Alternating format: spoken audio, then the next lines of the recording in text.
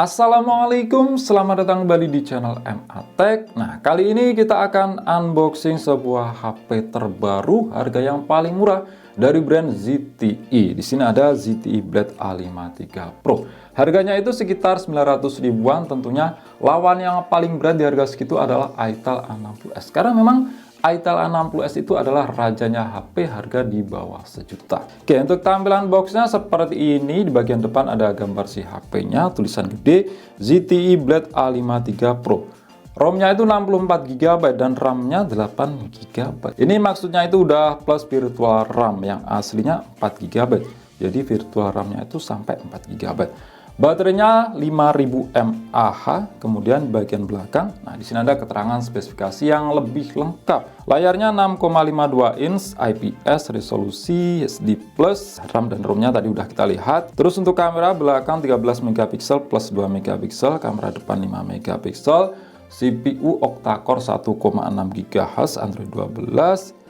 Ada sensor media isi jari dan lain. Jadi speknya itu ya mirip-mirip dengan itel A60s, dan ini jelas garansi resmi ya, dibuat di Indonesia. Yuk, lanjut kita buka aja. Nah, di dalamnya pertama ini ada sebuah kotak cukup tipis yang di dalamnya ada SIM ejector, terus kitab-kitab seperti buku panduan dan juga kartu garansi.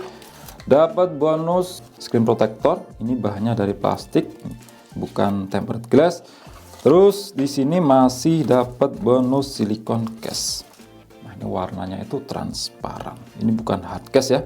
Saya lebih suka silikon case seperti ini daripada hard case, itu untuk saya pribadi, nggak tahu untuk kalian. Kemudian ini ada si HP-nya. Oke, kita taruh dulu. Jadi untuk penempatan kelengkapannya ini cakep ya, ditaruh dalam beberapa kotak, jadi nggak asal ditaruh aja. Jadi kalau kita goyangin kayak gini tuh nggak kocak, nggak oblong. Nah, di sini ada dua kotak lagi. Yang pertama ini ada kepala charger yang punya output 5 volt 2 ampere alias 10 watt. Terus di sini ada kabel USB yang tipenya ini masih micro USB. Ya wajar di harga segitu. Nggak berharap dapat Type-C. Andaikan dapat Type-C itu lebih cakep lagi sih.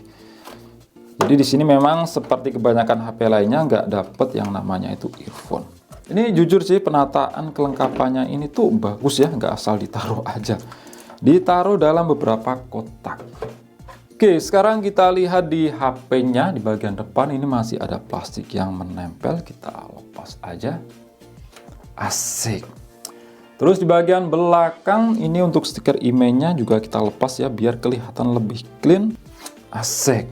Jadi untuk back covernya tuh seperti ini. Untuk finishingnya ini tuh dibuat berbeda ya, di bagian atas ini dan bawah. Untuk bahannya ini tuh dari plastik. Dan di sini kalau terkena pancaran cahaya di bagian bawah ini seperti ada motif cahaya yang berpusat dari bawah, itu menyilang kayak gini.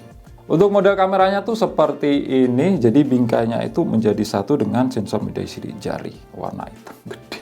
Menurut kalian gimana model seperti ini? Oke, kita cek dari sisi per sisi. Di samping kanan ada tombol power, terus di atasnya ada tombol pengatur volume. Di sisi atas ada lubang jack audio 3,5 mm, di sisi kiri ada slot SIM. Coba kita lihat kira-kira tipenya ini apa. Nah, untuk tipenya di sini sayangnya itu masih hybrid, bukan triple slot. Terus di sisi bawah ini ada port micro USB, lubang untuk mikrofon. Jadi untuk penempatan speakernya itu masih ditaruh di bagian belakang sini, bukan di bawah. Terus di sini ada logo ZTE, dual kamera, ini yang satunya cuma hiasan aja. Terus sensor media isi jari. Dan di bagian depan di atas layar ini ada kamera depan, lubang untuk earpiece dan sensor-sensor. Yuk, sekarang lanjut kita nyalakan. Oke, seperti ini tampilan saat layar menyala dari ZTE Blade A53 Pro dengan ukuran layar 6,52 inch, panelnya itu IPS. Nah, untuk kualitas layarnya jujur ini tuh lebih bagus ya dibanding itel A60s. Di sini kelihatan lebih tajam, warnanya itu lebih keluar. Nah, untuk bezel di sekeliling layarnya ini masih sama dengan HP di kelasnya yang harga murah. itu cukup tebal, terutama di bagian dagunya. Nah, untuk aplikasi ini sudah saya install beberapa aplikasi tambahan, dan untuk aplikasi bawaan yang bloatware ini belum saya hapus. Ini kita coba uninstall ya, dan di sini memang cukup banyak. Nah, jadi untuk aplikasi bloatware bawaan semuanya itu bisa kita uninstall manual. Jadi ini lebih bersih. Oke, kita cek di setelan, terus masuk ke tentang ponsel. Nah, untuk OS-nya di sini bernama MyOS 12 dengan versi Android bukan yang paling baru ya. Di sini masih 12. Terus untuk kapasitas RAM ini bisa ditambah dengan fitur virtual RAM itu sampai 4 GB. Tapi secara default di sini tuh nggak aktif ya, dan saya pribadi itu nggak akan saya aktifin fitur ini karena menurut saya itu performanya bakal sama aja, cuma gimmick fitur seperti ini. Terus ini untuk keterangan CPU, ROM, dan lain-lain. CPU-nya itu pakai UniSoC ST9863A 1,6 GHz, dan di harga 900 ribuan pakai prosesor seperti ini tuh menjadi hal yang wajar, nggak bisa berharap lebih. Terus kita lihat untuk fitur lain tampilan. Nah, mantapnya di sini tuh untuk suhu warna bisa kita ubah ya, hangat ataupun keren. Jadi di harga segini tuh menjadi satu kelebihan fitur ini. Karena di itel 60s itu seingat saya nggak ada fitur seperti ini. Terus juga di sini ada kecerahan otomatis. Terus fitur lain di sini ada tema. Tapi ini cuma bawaan aja yang ada 3, nggak bisa download lebih. Tapi secara UI ini tuh lebih menarik sih dibanding UI dari itel 60s yang itu lebih ke stok Android. Kalau ini kustomisasinya itu lebih kerasa. Dan yang saya akui mantap dari beberapa HP ZTE itu adalah penangkapan sinyalnya itu kuat banget. Ini padahal di ruangan tertutup. Ini full, saya pakai kartu Telkomsel. Biasanya di HP lain itu nggak pernah sefull kayak gini. Kemarin juga di Red Magic 8S Pro itu penangkapan sinyalnya juga kuat banget. Oke, kita cek di aplikasi yang sudah saya install. Ini sedikit aja karena tadi udah kita lihat ya. Untuk prosesornya itu pakai UniSoC ST9863A. Ini dia octa-core 1,6 GHz. Fabrikasinya itu masih 28 nanometer dan GPU-nya pakai PowerVR ROG GE8322. Nah, untuk di zaman sekarang ini untuk penggunaan yang ringan-ringan aja, untuk keseharian yang bukan untuk penggunaan berat. Ya, di harga 900 ribuan kalau pengen penggunaan berat itu mimpi, harus tambah duit lagi. Terus untuk layar tadi udah juga saya sebutin, resolusinya 1600 x 720 atau HD+. Oh ya, untuk storage-nya yang jelas ST9863A ini tuh belum support UFS. Di sini masih pakai eMMC versi 5.1. Penyimpanan RAM-nya 4 GB, terus untuk internal storage dari 64 GB yang bisa kita pakai itu sekitar 52 GB. Ini sisa 39 GB karena sudah saya install beberapa aplikasi tambahan dan juga game Mobile Legends. Kamera belakang 13 MP, sensornya ini nggak tahu yang bener yang mana karena keterangannya itu ada 2. Galaxy Core atau Hynix. Yang depan itu 5 MP. Baterainya di sini kebacanya itu 2900 mAh. Jadi di aplikasi ini tuh nggak akurat. Yang aslinya itu 5000 mAh. Sensor kita cek di aplikasi Sensor Box. Nah, di sini sensor gyroscope nggak ada, magnet nggak ada, itu masih menjadi hal yang wajar untuk harga HP 900 ribuan. Yang penting sensor cahaya ini masih ada. Jadi tadi udah kita lihat ya, ada yang namanya itu kecerahan otomatis. Terus untuk multi touch, ini kira-kira mendukung berapa titik sentuhan? Mantap, di sini mendukung sampai 10 titik sentuhan loh, bukan cuma 5 titik sentuhan aja. Nah, ini kita coba untuk bermain real drum, kira-kira dengan 10 support titik sentuhan, ini masih enak apa enggak buat main real drum? Ada delay apa enggak? Karena itu ada, meskipun support 10 titik sentuhan, tapi dibuat main real drum itu delay.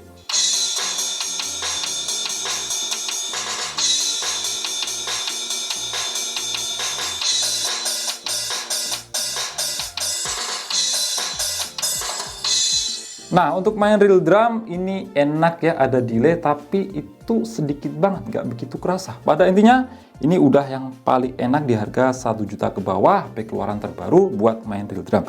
Karena di HP lain yang pernah saya coba, itu kerasa delay. Kemudian kita lihat di bagian kamera, untuk menu-menunya ada panorama, fokus ulang, tegak, otomatis, video. Untuk video ini bisa merekam hingga resolusi Full HD 30 fps, dan untuk depan ini sama ya, Full HD 30 fps juga. Untuk menu lain ada manual. Manual di sini ada shutter speed, tapi ini cuma mentok setengah detik aja. Ada manual fokus juga, dan lainnya simple kayak gini. Kalau dilihat sekilas sih, ya di sini khas dari ISP dari UNIS OC. Itu hasilnya B aja, nggak begitu bagus. Untuk kamera depan yang 5 megapiksel seperti ini. Nah, untuk hasil foto dan videonya kalian langsung bisa lihat aja ya sebagai berikut.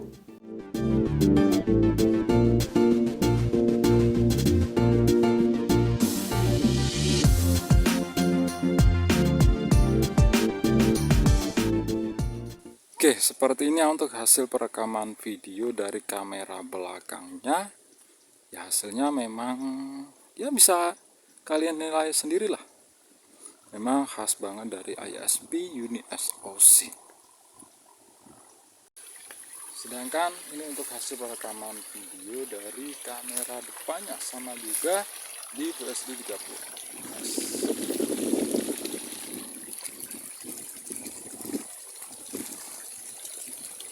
Nah, ini iseng-iseng kita coba untuk bermain game nyesuaiin dengan spek UNIS OC ST9863A RAM 4GB. Ini cukup kita coba buat Mobile Legends aja. Kira-kira masih ngangkat apa enggak? Jangan minta yang aneh-aneh, tes Genshin Impact, jelas ini tuh nggak akan kuat. Sekedar instalasi bisa. Nah, untuk settingan grafisnya ini kita atur di rendah aja, karena kalau di tinggi itu pasti bakal kurang enak. Tapi kita coba aja lah ya. Nggak usah, di sedang aja. Terus mode SD kita onin, bayangan juga kita on. Nah, untuk kontrol layarnya ini enak banget, responsif banget, nggak kerasa itu delay. Cuma yang nggak enak itu adalah FPS-nya itu naik turun, meskipun di sini disetting di refresh rate tinggi itu nggak bisa tembus sampai 40 fps ke atas ya, rata-rata itu kurang lebih 30 fps. Jujur ini layarnya itu enak banget loh, di swipe-swipe itu kerasa licin banget, gak kerasa keset. Ini kayak ada semacam lapisan oleh bobby coating, kalian bisa lihat sendiri tuh. Ini mengkilap ya, gak ada bekas apa itu sidik jari meninggal. Ini kerasa licin banget. Dan untuk FPS-nya kalian bisa lihat sendiri lah. Di sini tuh jarang banget di atas 40 fps.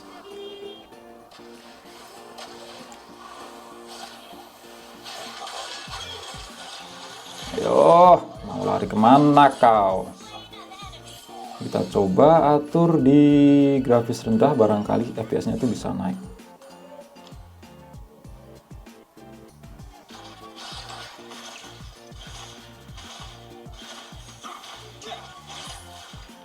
Ya sedikit lebih enak sih, sedikit aja, itu pengaruhnya nggak begitu. Aduh, mau lari kau. Itu pakai sprint emang ngeselin, mau mati aja sok-sokan.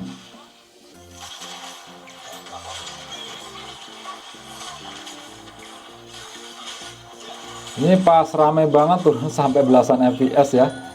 Jadi memang ya kalau sekedar bisa sih bisa, cuma memang kurang enak kalau pas lagi rame kayak gini.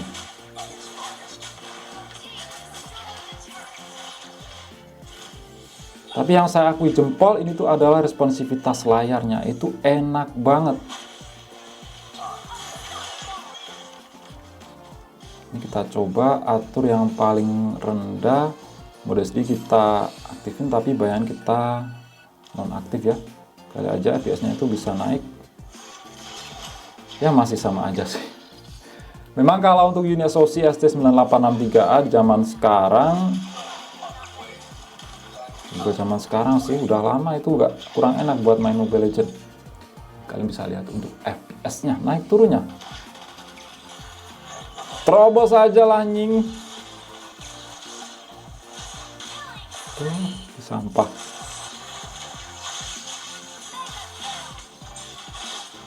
Tuh yang pas lagi rame itu turun sampai 40-an fps ya. Tadi sempet sih belasan fps malahan. Ini rame, yuk rame.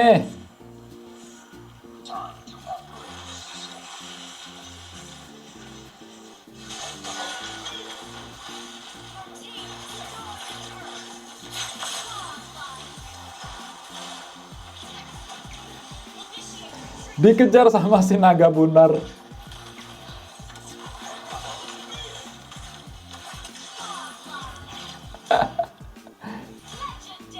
Itu si Itel, Irital. Itu lari pakai sprint, mungkin dikejar sama si Camus. Jadi memang HP ini cocoknya buat penggunaan yang ringan-ringan aja ya. Wajar aja sih, harganya itu kan cuma 900 ribuan, nggak bisa berharap lebih. Mau main game enak ya jelas harus tambah duit.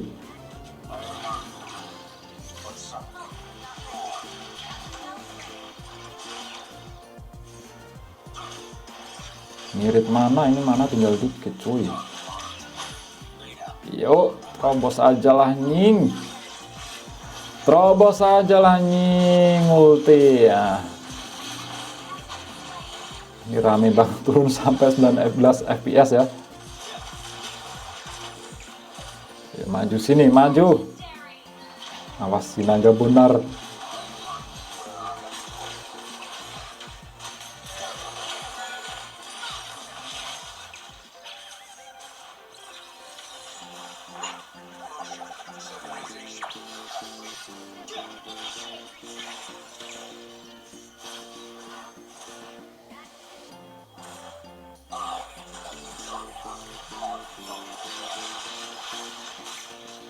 Terobos aja lah nying.